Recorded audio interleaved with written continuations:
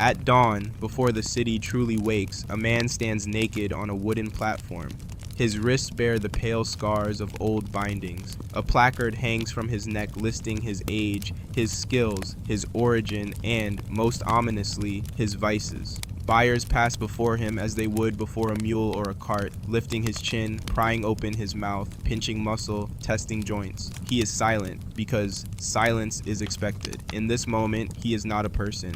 He is inventory. This is not an exceptional scene. This is Rome on an ordinary day. When we imagine the grandeur of the Roman world, its marble forums, its triumphal processions, its legions marching beneath eagle standards, we often forget the invisible machinery that made all of it possible. That machinery was slavery. At its height, perhaps a quarter to a third of the population of Italy lived in bondage. In the city of Rome itself, slaves were everywhere, pouring wine at banquets, carrying water through narrow streets, tutoring children in Greek, hauling stone for temples, rowing warships, and dying in mines far from the sun. The Roman economy, the Roman household, even Roman leisure rested squarely on their backs. To be a Roman slave was not merely to work without pay. It was to exist outside the moral universe of rights, family, and bodily autonomy. Roman law defined the slave as a res, a thing, a talking tool, as Aristotle had once written and Romans readily accepted. The consequences of that idea shaped every hour of a slave's life. Most Roman slaves did not begin their lives in chains. They became slaves through catastrophe.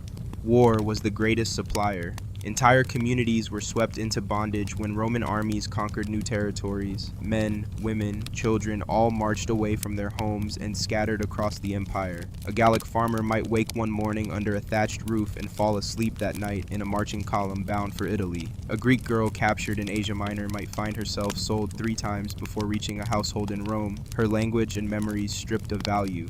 Others were born into slavery, inheriting their mother's status like a curse carried in the blood.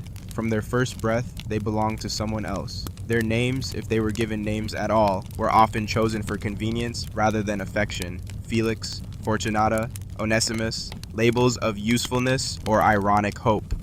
The market determined their worth with chilling precision. Age, gender, strength, education, and appearance were all assessed. A skilled scribe or physician could fetch a high price, an untrained laborer very little. But value did not mean safety. In fact, the more valuable the slave, the more tightly controlled their life became. Knowledge made them useful and therefore watched. Once purchased, a slave entered a world governed by absolute power. The master's authority was total. He could punish at will, sell at will, separate families at will. Roman writers spoke calmly of flogging, chaining, and branding as routine management tools. There was no legal requirement to justify violence. If a slave was killed, the law asked not whether the act was moral, but whether the owner had damaged his own property.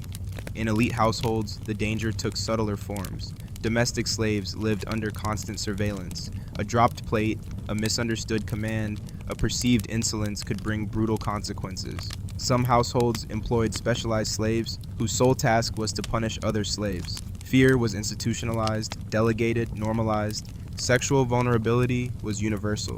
Enslaved women and men had no recognized right to refuse their owner. Roman law did not conceive of rape as a crime when the victim was a slave. Sexual access was assumed to be part of ownership. Children born from these encounters inherited slavery, binding generations to a single act of domination. Yet not all suffering was hidden behind household walls.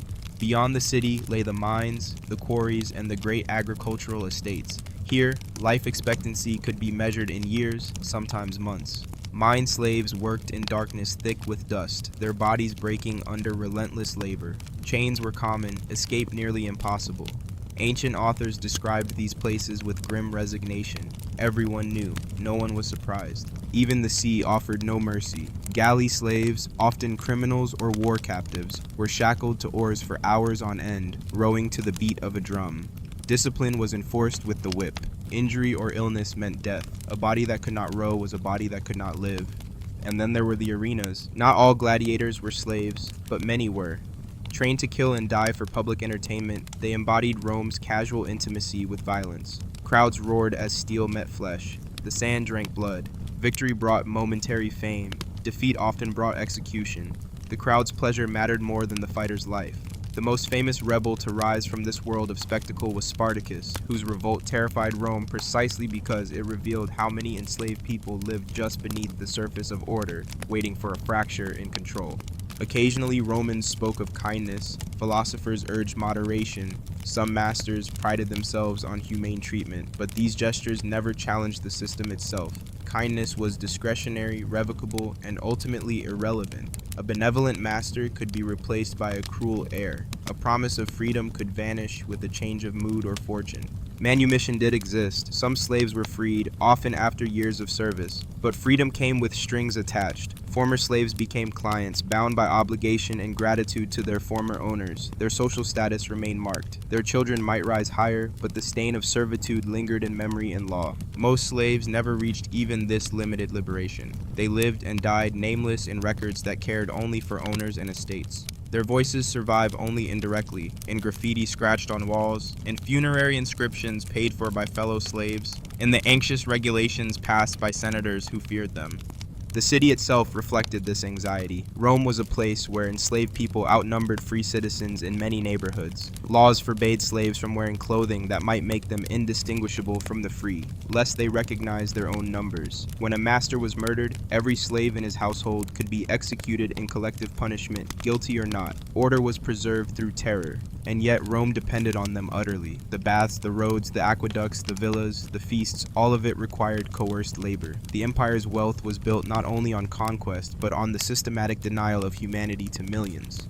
To be a Roman slave was to live without legal personhood, without bodily autonomy, without family security, without recourse against abuse. It was to exist in a world where your pain was ordinary, your fear expected, and your death inconsequential unless it inconvenienced someone of status. When we admire the achievements of the Roman world, the engineering marvels, the literature, the law, we must also see the shadow they cast.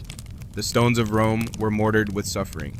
The silence of the enslaved was not peace, it was enforced. And that is why, beneath the triumphs and the marble, beneath the order and the spectacle, this is a life you would never want to live. Not in Rome, not in any age.